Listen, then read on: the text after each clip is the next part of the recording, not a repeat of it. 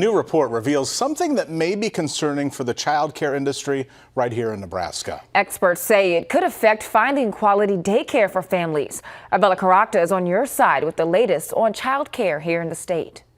Less than 2 years after Nikki Wilson bought Tender Acres in La Vista, the pandemic hit, wiping away her child care clientele and her workers. Without the COVID relief, I can genuinely say that my business would have closed shop. Data from the Buffett Institute shows that nearly 10% of child care programs in Nebraska closed since 2019. That, combined with a worker shortage for the industry, caused havoc amongst families. You can't outsource early care and education. The majority of the COVID relief money that kept Wilson's doors open is set to expire next month.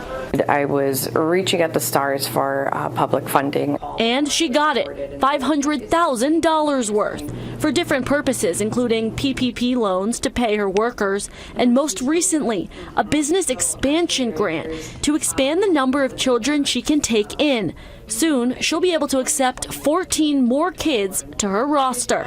We were able to maximize our space by putting in these solid walls, which keeps the health and sanitation part of children sleeping in a crib. Those renovations, Wilson says, wouldn't have been possible without the public grant. The Buffett Institute's recent report warns the child care industry is critically underfunded. It gets 43 cents of every dollar needed to keep up with the demand.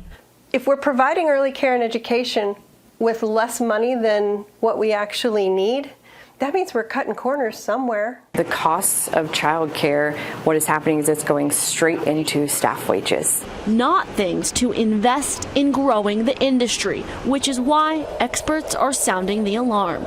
On your side in Omaha, Bella Caracta, 6 News.